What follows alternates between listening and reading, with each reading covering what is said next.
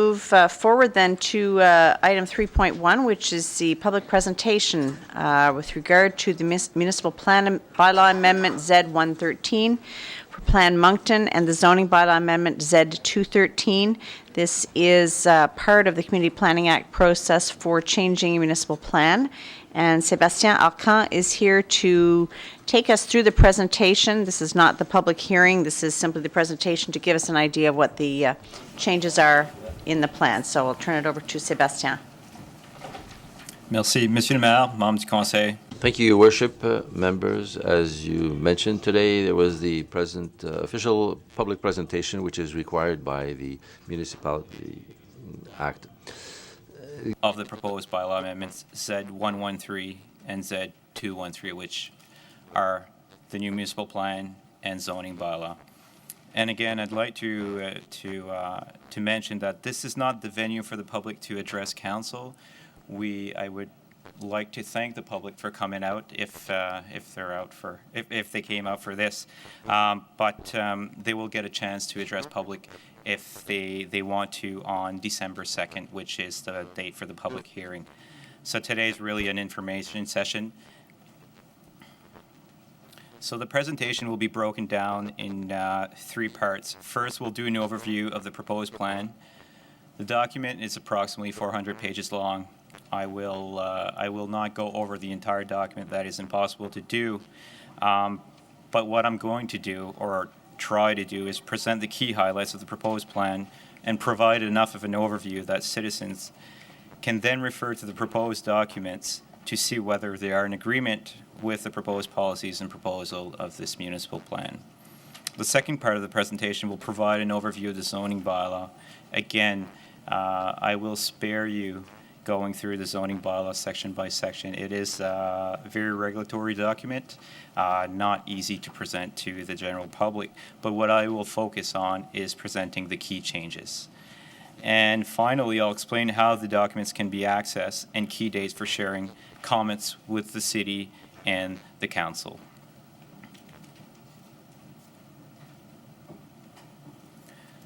So the municipal plan is a long-term plan. It's meant not only to address city planning issues on the ground today, but also to prepare or position the city so as to be able to address the needs of the community 25 years from now.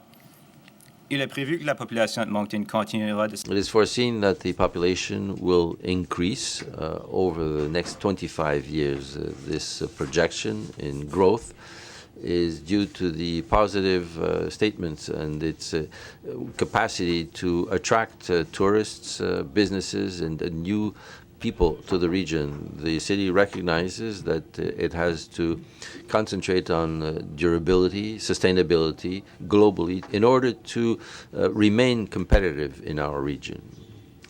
It's built around a new vision and 9 guiding principles that kind of serve as the foundation of the plan. So I will go over some of the important sections of the municipal plan, which are, as I mentioned, taken from the guiding principles. So to achieve those principles, the plan includes a land use and growth management strategy.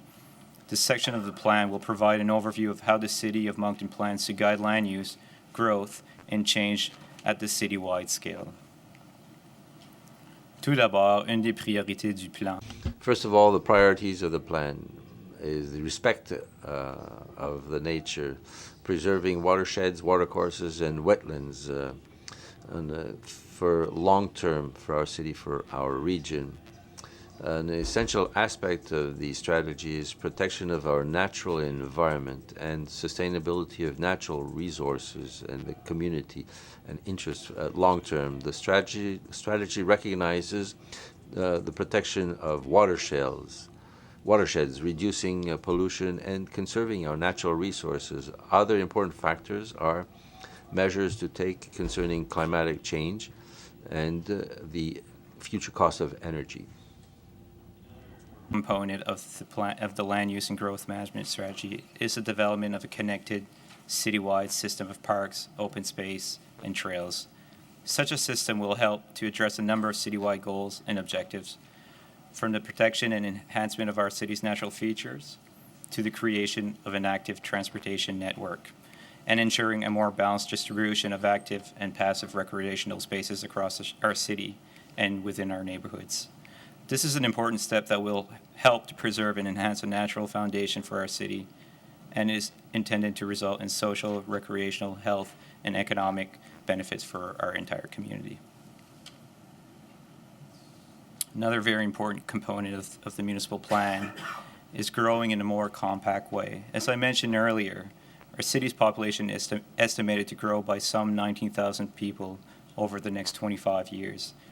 Where and how this growth and change is supported is a future key consideration to Moncton and to any other municipality. An important concept of the city's growth strategy relates to the continued use of an urban boundary within which urban densities and infrastructure will be encouraged. This boundary will help the city make the most of its existing resources, strengthening the downtown and the urban development of our city, while also maintaining a more rural character to the outside of the boundary. I just talked about the downtown and how the goal of the urban boundary is to try to revitalize our downtown by not spreading too much over. Ceci étant dit, un principe directeur du plan. This being said, a major element is to continue the development of our city that will sustain the development of the downtown, which will be welcoming and where we can shop and have fun, not only during the day, but at all times of the day. The vision of the development of the downtown area will continue to be the main principle for the development of downtown. Citywide level, downtown, as I just mentioned, is our city's primary mixed-use center and priority area for urban densification. The city will continue to support and provide incentives for downtown developments that is in keeping with provisions of this plan. While emphasis will be encouraging development downtown, the strategy recognizes the distinct role of other major centers in the city. The strategy supports the ongoing evolution and development of major centers outside the downtown area as denser, more walkable, and transit-oriented mixed-use centers. So these will complement our existing downtown. Another thing we've been hearing a lot is les quartiers complets. Il y a quelques endroits. It's complete neighborhoods. We have vacant fields in different areas that represent areas that are pretty wide. So they are close to our centers, but these have not been developed. We have an opportunity here to create integrated neighborhoods in which there'll be housing options, there'll be trails, access to transportation, parks, and leisure areas, and other types of amenities directly in those neighborhoods. We have policies in the municipal plan that in which the town will collaborate with landowners to develop these neighborhoods with all the services possible that will be integrated to all the urban areas. I just presented will go a long way to creating a healthier and more manageable urban structure and land use patterns for the city. But there is more to just making a successful city. The vision is not only about creating a community that functions well, but also creating a community that is beautiful, vibrant, safe, and inclusive. It's about focusing on those things that add quality, value, and durability to our community. And it's about focusing on the needs of people first, ensuring that basic needs are met and that everybody feels welcome in Moncton.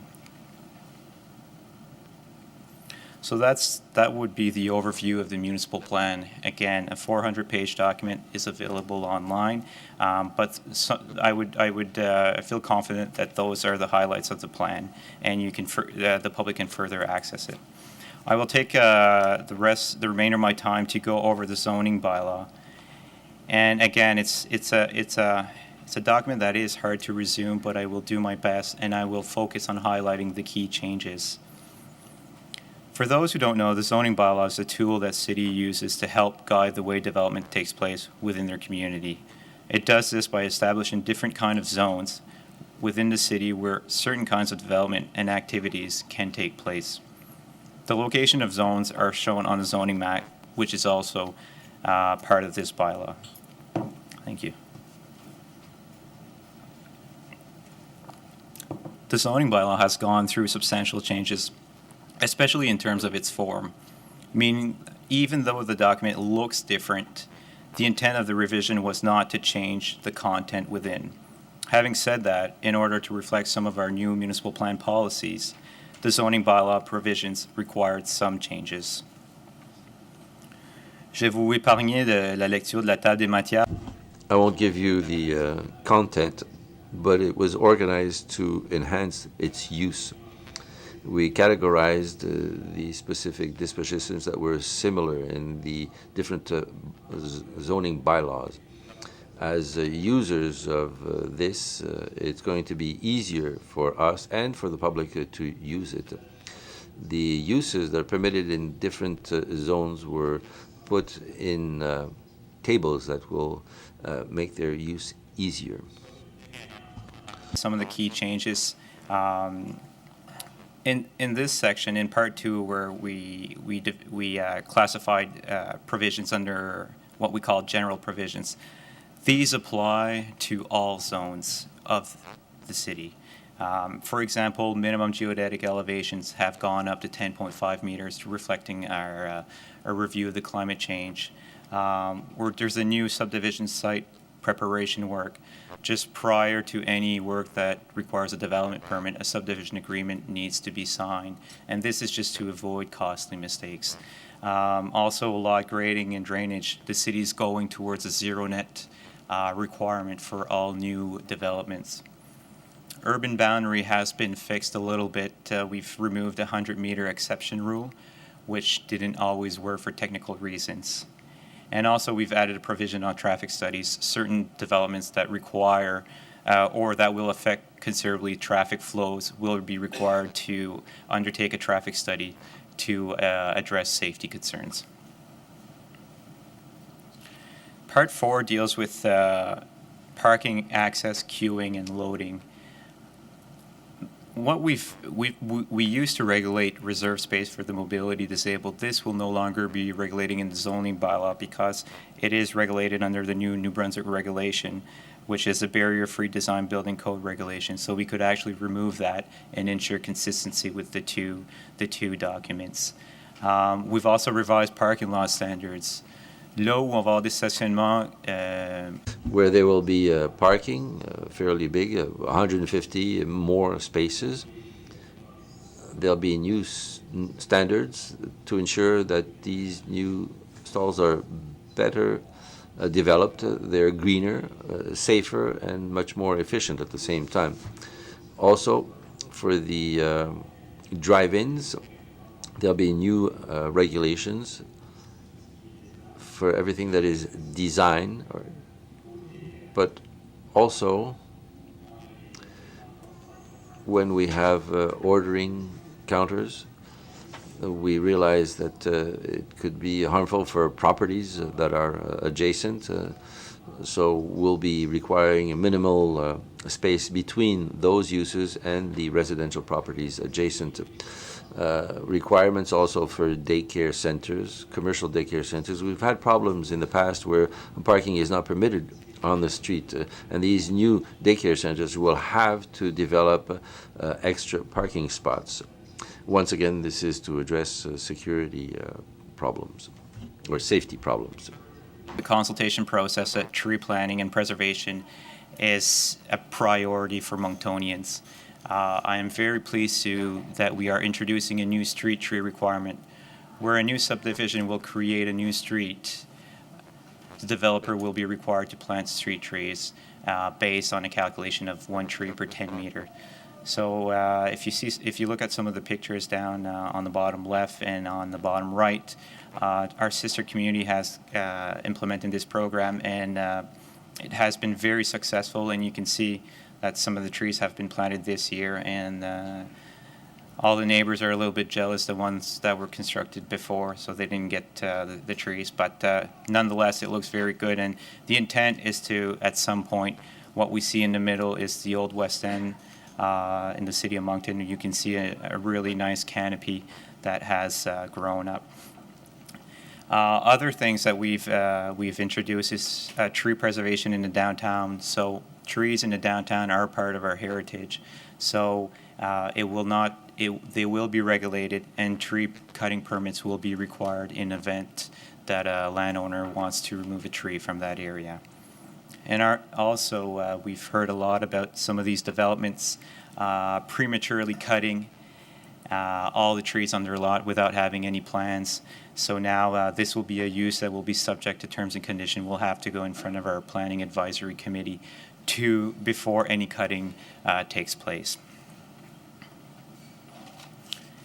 And I'd just like to touch a little bit on some additional residential provisions which are in Part 8.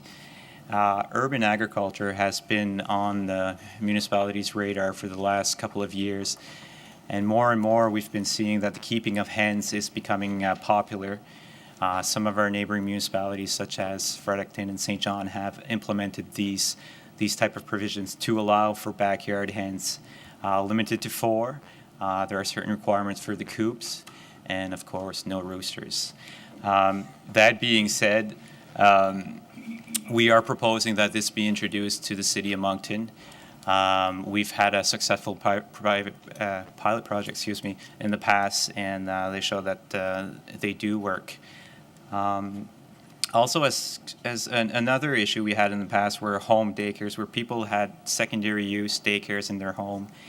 We allowed up to 15 children, but when we consulted with the province and the Family Services Act, they limit those type of daycare to 9 children, depending on the age group. So we decided that we would be consistent with them. That being said, all the existing home daycares are grandfathered and they can maintain their operation of up to 15 children as a secondary use. We've also added a few setback standards. Our water courses are very important, both for recreation and for stormwater capabilities, and also from an environment perspective. So we've added setback from all our major waterways within the city, where no developments shall take place within 30 meters or 100 feet of these water courses.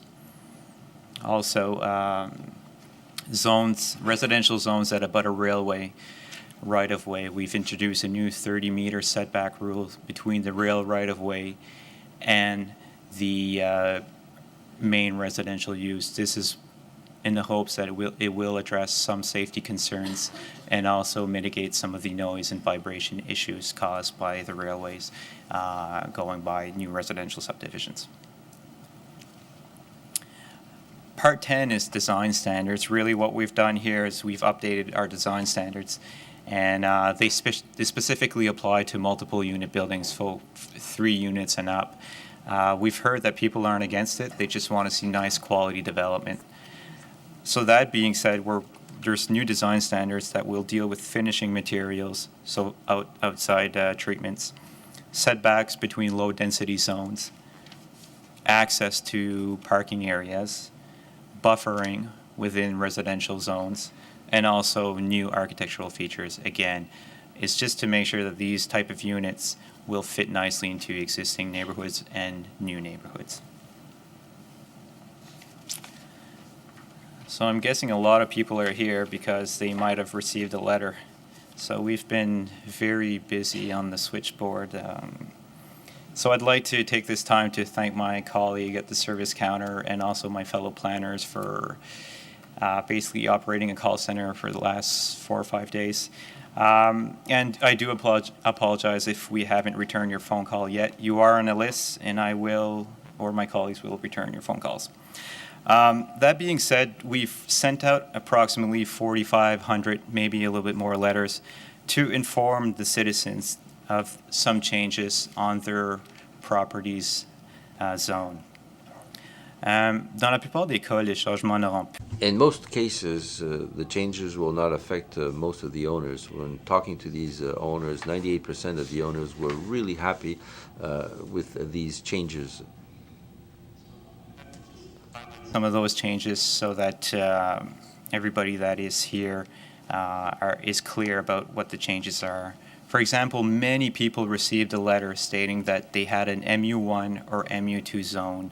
So even though you have, and that stands for multiple unit dwelling, so we're basically reclassifying that to an R3 zone, and we're bringing, as I mentioned before, new design standards and new setback requirements. That being said, if you did receive a letter, even though you have a single family dwelling, you can still have an MU zoning underlying your property. But in most cases, if you have a 50 by 100 foot lot and you have a single family dwelling on it, these changes will have no impacts on you. These changes are targeted towards people wanting to redevelop certain properties and people wanting to build new apartment buildings. We've done the same for the UR1 and UR2. These zones were very similar, hence, so they were a bit redundant. So we've changed it, we combined them, and we're now calling it just a UR zone. So again, if people did receive a letter to inform them of that, it's not going to affect you because that new UR zone permits both what the UR1 and UR2 permitted. Same applies for our tourism and recreation zone, which is a TR1 and TR2, which has been merged to the TR zone. Very few properties, we're talking about the Magnetic Hill areas. I spoke to a few landowners, and they are okay with that. And we had one government use in the city, so we've just changed that to the P1 zone, which allows a government use. Just touch base on other changes. Urban dwelling. Many landowners have received this letter. So the R2U zone covers basically the Old West End, neighborhoods around the Victoria Park. So basically anything that was pre-1950s. Currently in the zoning bylaw, you can build up to 8 residential units provided that you have parking and setbacks and all the other provisions are followed.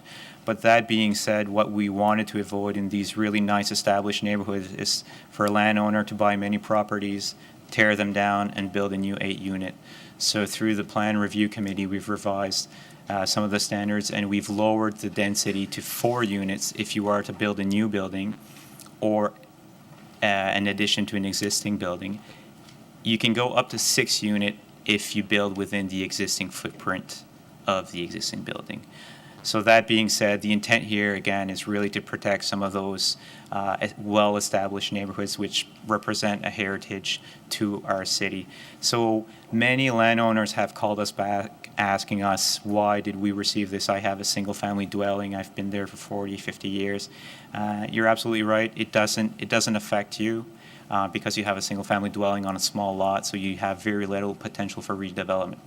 That being said, we decided that we would send it out to everybody so that nobody could say they weren't informed.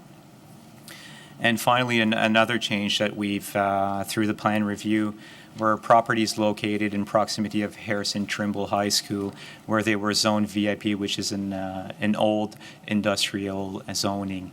And a lot of these buildings are more geared toward a suburban commercial use. So we've proposed to change those properties to from VIP to suburban commercial. I've spoke to a few landowners, and they were in agreement with those changes. But I guess the key here is that everybody has received a letter. So public review, and I hope that if you came out to see this presentation, that clarifies. If not, keep calling, and we'll get back to you. So now, just comme j'ai mentionné avant, j'ai pas assez de temps pour parler de. As I mentioned earlier, I don't have time to talk about all the aspects of the municipal plan or the zoning bylaw. So I encourage people to consult our website. I know that people have difficulties with certain changes. We try to adapt it. We try to make it a little bit more user-friendly. Yes. First and foremost, go to, we've drafted a guide to zoning bylaw changes. Go to that document. The purpose of it is to explain what a zoning bylaw is how to use and read that zoning bylaw, and also at the same time it highlights the proposed changes. So I know that some of these documents can be very thick and you don't know where to start. So I would suggest that you go and look at that one to start off, and it might help you find what you're looking for. Also, we do have paper copies of the documents in our office. They are for on-site consultation only. Again, these documents are very, very thick. We want to avoid printing too many copies, both for environmental reasons and also for the economics of printing all that paper. So we do have paper copies. We have a nice boardroom for people to come in, and staff is always available to sit down with them and review documents and answer their questions. Donc aujourd'hui, tu as la présentation publique. So now the public presentation, the objective was to explain the key changes. So officially, we are starting now the 30-day period when you can submit written comments, objections, concerns, and the due date for objections is the 20th of November 2013. Following this, there will be the public hearing on December 2nd, 2013, and this is where the council will hear objections from the public, and the public will have the opportunity also, if they want to address council at that time. Thank you. Merci beaucoup, Monsieur Arcand. Thank you very much, Monsieur Arcand. And I think those would be reserved for the next public presentation, which will be on December the 2nd, correct? Exactly. Okay, thank you very much. Merci beaucoup.